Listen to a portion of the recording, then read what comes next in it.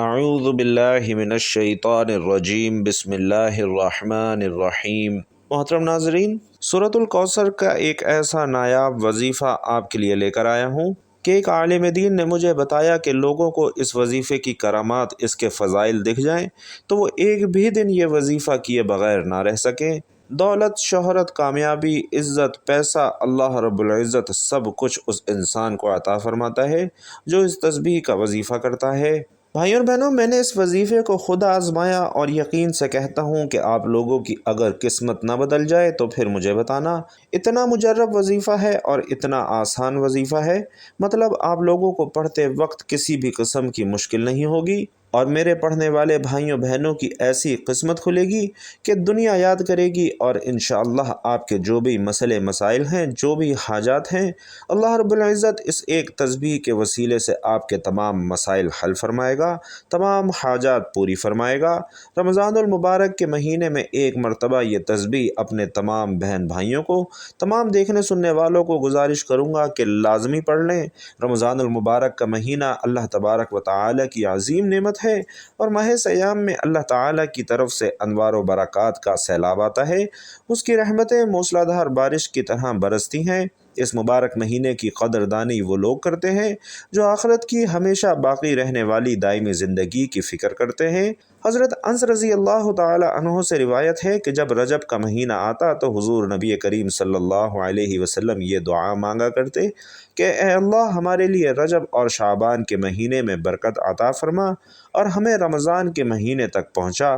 رمضان المبارک کی اہمیت کو بتانے کے لیے یہ اس حدیث پر ہمیں غور کرنا چاہیے کہ اللہ کے رسول صلی اللہ علیہ وسلم رجب کے مہینے یعنی رمضان سے 2 ماہ قبل ہی رمضان کا انتظار کر رہے ہیں، اور اس ماہ مقدس کے حاصل ہونے کی دعا کی جا رہی ہے۔ رمضان کے معنی کیا ہیں؟ رمضان کے معنی ہیں جھلسا دینے والا، اور رمضان عربی زبان کا لفظ ہے۔ اس ماہ مقدس کا یہ نام کیوں رکھا گیا؟ اس کی بھی بڑی دلچسپ تاریخ ہے۔ اس کا نام رمضان اس لیے رکھا گیا کیونکہ اسلام میں جب سب سے پہلے یہ مہینہ آیا تو سخت اور جھلسا دینے والی گرمی میں آیا تھا، اور رمضان کی رحمتیں اللہ تعالی نے یہ مبارک مہینہ انسان کو اس لیے عطا فرمایا کہ 11 مہینے انسان دنیا داری میں مصروف اور کھویا رہتا ہے، جس کی وجہ سے دلوں میں گرد اور غفلت چڑھ جاتی ہے، انسان کی اللہ تعالی کے قرب میں کمی واقع ہو جاتی ہے۔ ایسے میں وہ رمضان المبارک کے مقدس اور بابرکت مہینے میں اللہ کی عبادت کر کے اللہ کا قرب حاصل کر سکتا ہے۔ اس مہینے میں عبادتوں سے دلوں کی غفلت اور گرد و غبار سے چھٹکارا حاصل کر سکتا ہے تاکہ زندگی کا ایک نیا دور شروع کر سکے۔ جس طرح کسی مشین یا موٹر سائیکل کی سروسنگ کرتے ہیں، بالکل اسی طرح رمضان المبارک کا مہینہ بھی انسان کی سروسنگ کرتا ہے تاکہ وہ آئندہ زندگی بہتر انداز سے گزار سکے۔ اور ناظرین کرام، روزے کا مقصد کیا ہے؟ روزہ رکھنے کا مقصد تقوی کا حصول ہے کہ انسان متقی بن جائے۔ اور تقوی کیا ہے؟ تقوی دل کی وہ کیفیت اور خوف خدا کا وہ درجہ ہے جہاں پر انسان ہر وہ کام کرتا ہے جو اللہ کی رضا کا باعث ہو، اور ہر اس کام سے خود کی حفاظت کرتا ہے جو اللہ کی ناراضی کا سبب بنے۔ یعنی تقوی ایک ایسا جامع وصف ہے کہ اس کے حصول کے بعد ایک مسلمان میں تمام برے اعمال سے اجتناب اور اعمال صالحہ کا شوق پیدا ہو جاتا ہے۔ یعنی تقوی اور پرہیزگاری ہی روزے کی حقیقی روح ہے۔ قرآن پاک میں امت محمدی صلی اللہ علیہ وسلم کو روزے کا حکم دیتے ہوئے ارشاد فرمایا گیا، یا ایھا الذین آمنوا کتب علیکم الصیام کما کتب علی الذین من قبلکم لعلکم تتقون، یعنی اے ایمان والو، تم پر روزے فرض کیے گئے جس طرح تم سے پہلی امتوں پر فرض کیے گئے تھے، اور روزوں کا یہ حکم تمہیں اس لیے دیا گیا ہے تاکہ تم میں تقوی پیدا ہو۔ ناظرین، اس بات کو اس حدیث شریف سے بھی سمجھا جا سکتا ہے۔ ابن ماجہ میں حضرت ابو ہریرہ رضی اللہ تعالی عنہ سے مروی ہے کہ رسول اللہ صلی اللہ علیہ وسلم نے فرمایا کہ ہر چیز کے لیے کوئی نہ کوئی صفائی ستھرائی کا ذریعہ ہے، اور بدن کی صفائی ستھرائی کا ذریعہ روزہ ہے۔ تو اب ہمیں چاہیے کہ ہم اپنے رب کی رضا کے مطابق زندگی بسر کریں تاکہ ہماری دنیا اور آخرت دونوں سنور جائیں اور اپنے خالق و مالک رب العالمین کے پسندیدہ بندے بن جائیں۔ بلا شبہ روزے سے اخلاق کی حفاظت، روح کی پاکیزگی اور نفس کی تربیت ہوتی ہے، اور اس ماہ مقدس کی مشق کے عادی بن کر اپنی زندگی کے لیل و نہار میں ہمیشہ کے لیے شامل کر لیں۔ عبادتوں میں اضافہ ضروری ہے۔ صرف روزہ رکھنے اور تراویح پڑھنے سے روزے کا مقصد حاصل نہیں ہوگا، بلکہ اس ماہ کا اصل مقصد یہ ہے کہ غفلت کے پردوں کو دل سے دور کر دیا جائے، اصل مقصد تخلیق کی طرف رجوع کیا جائے۔ جو گناہ گزشتہ 11 ماہ میں ہوئے ہیں انہیں معاف کروا کر آئندہ 11 ماہ ان گناہوں سے بچنے کا ارادہ اور جذبہ پیدا کیا جائے، اور رمضان المبارک کی برکتوں کو حاصل کرنے کے لیے اپنی عبادت کی مقدار میں اضافہ کر کے ان مقصد کو حاصل کیا جا سکتا ہے۔ رمضان سے قبل نوافل کی توفیق نہیں ہوتی تھی تو اس ماہ مقدس میں نوافل کا اہتمام کریں، جیسا کہ مغرب کے بعد سنتوں سے الگ یا کم از کم سنتوں کے ساتھ 6 رکعت اوابین ضرور پڑھیں۔ عشاء کی نماز سے چند منٹ پہلے آ کر 4 رکعت یا 2 رکعت نفل پڑھیں۔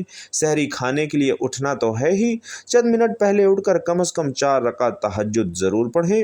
اسی طرح اشراق اور چاشت کی نمازوں کی پابندی کریں۔ ظہر کے بعد 2 سنتوں کے ساتھ 2 رکعت نفل اور عصر سے پہلے 4 رکعت نوافل ادا کریں۔ ماہ مقدس میں قرآن کریم کی تلاوت کا خصوصی اہتمام کریں، کیونکہ رمضان المبارک کے مہینے کو قرآن کریم کے ساتھ خاص مناسبت اور تعلق ہے۔ اسی ماہ مبارک میں قرآن کریم نازل ہوا اور صحیح بخاری میں ہے۔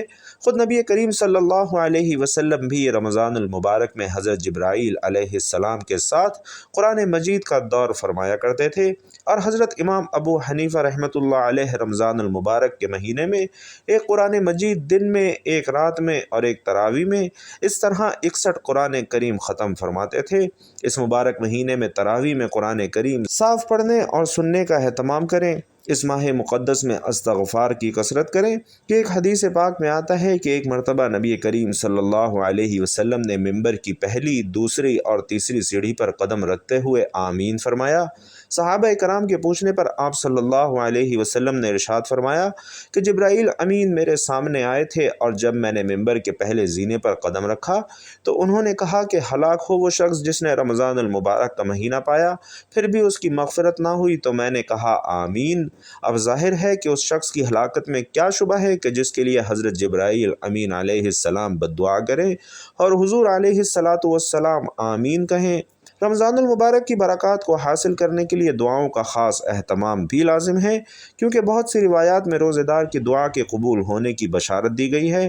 عبادتوں کے علاوہ صدقات میں بھی اضافہ کریں، کہ بخاری شریف کی ایک حدیث میں ہے کہ حضور علیہ الصلاۃ والسلام کی سخاوت کا دریا پورے سال ہی موجزن رہتا تھا، لیکن ماہ رمضان میں آپ صلی اللہ علیہ وسلم کی سخاوت ایسی ہوتی تھی جیسے جھونکے مار کے ہوائیں چلتی ہیں۔ اور حضرت ابو ہریرہ رضی اللہ تعالی عنہ سے مروی ہے کہ حضور نبی کریم صلی اللہ علیہ وسلم نے فرمایا کہ جب ماہ رمضان آتا ہے تو جنت کے دروازے کھول دیے جاتے ہیں اور دوزخ کے دروازے بند کر دیے جاتے ہیں، اور شیطانوں کو پابہ زنجیر کر دیا جاتا ہے۔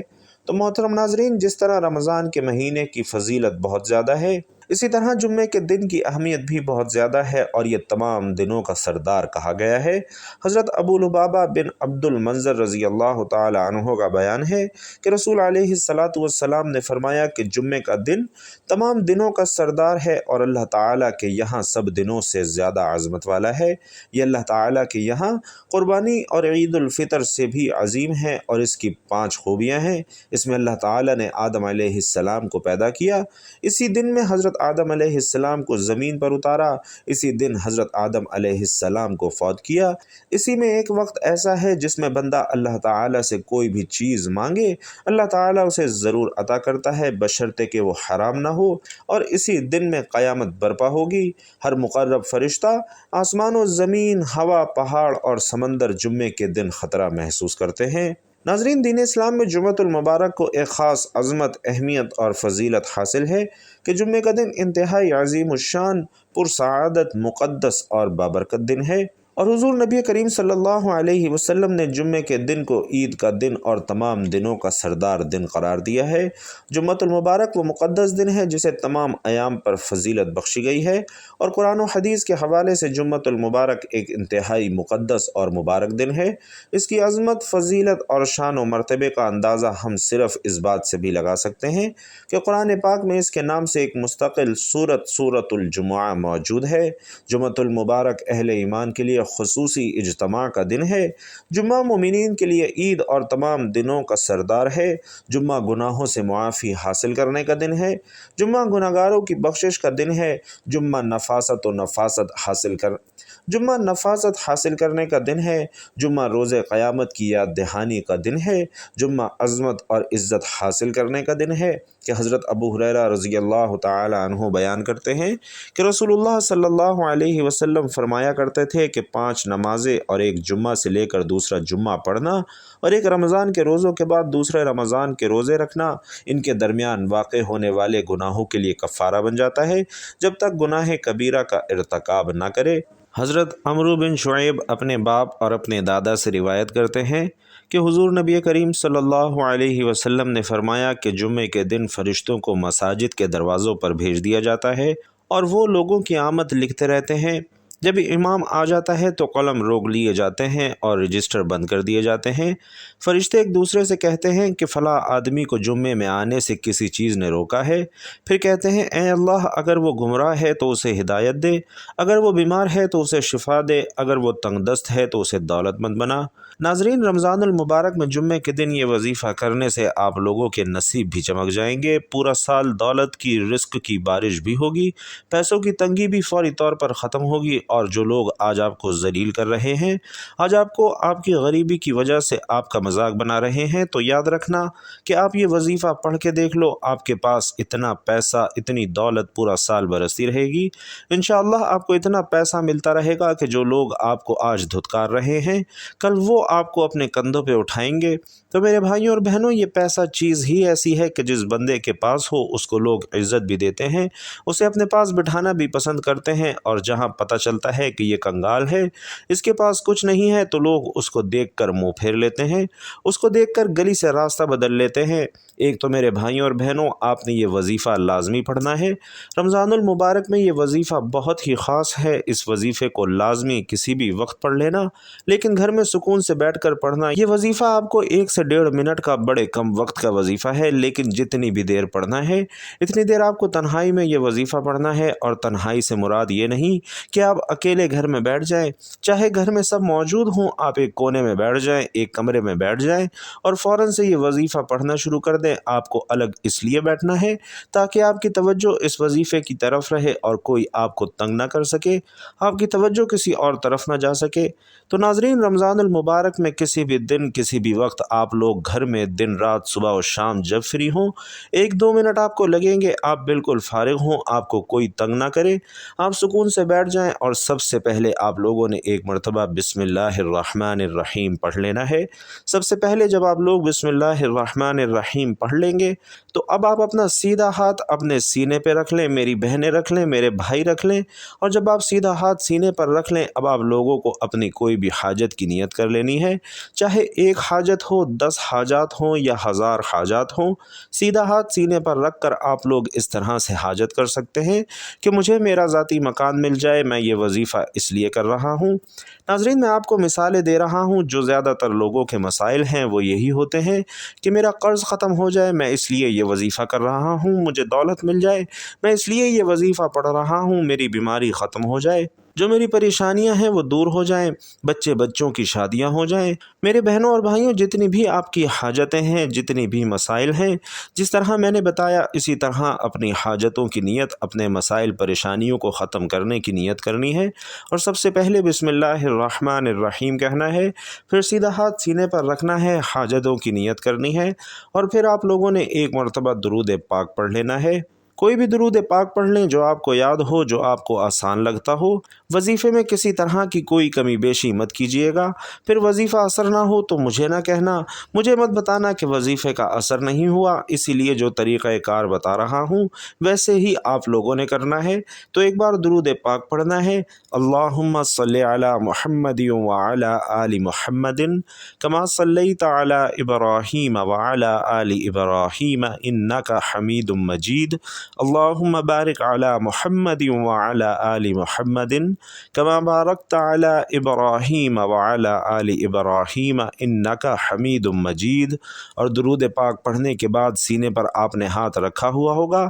सीधे हाथ पर आप वैसे तो नहीं पढ़ सकते, सीधा हाथ क्योंकि आपने सीने पर रखा हुआ है तो आप तस्बीह के दानों पर पढ़ लें या उल्टे हाथ में तस्बीह पकड़ लें, या आप ज़बानी भी याद रख कर सकते हैं।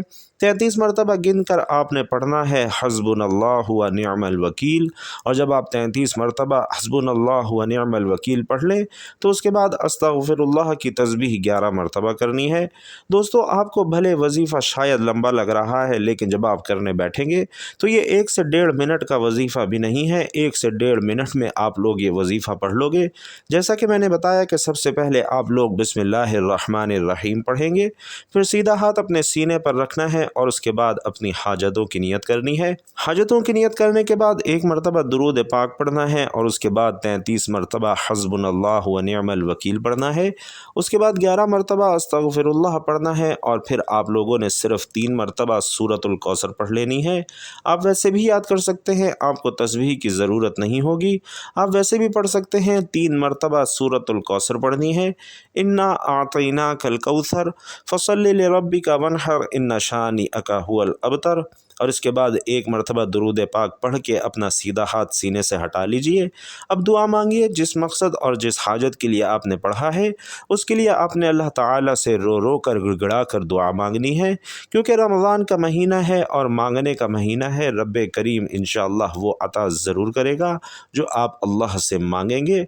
मेरी अल्लाह ताला से दुआ है कि हम सब को रमज़ान में ज़्यादा से ज़्यादा इबादत करने की तौफ़ीक़ नसीब फ़रमाए, हम सब के सग़ीरा कबीरा गुनाहों को मुआफ़ फ़रमाए और हम सब के रिज़्क़ में खूब बरकत, वसअत और कुशादगी अता फ़रमाए। आमीन या रब्बुल आलमीन। नाज़रीन कराम, अल्लाह ताला के 99 नामों में से कोई एक नाम कमेंट बॉक्स में अपने रिज़्क़ में बरकत और वसअत के लिए ज़रूर लिखते जाइएगा। अल्लाह ताला आप सब का हामी व नासिर हो। आमीन या रब्बुल आलमीन।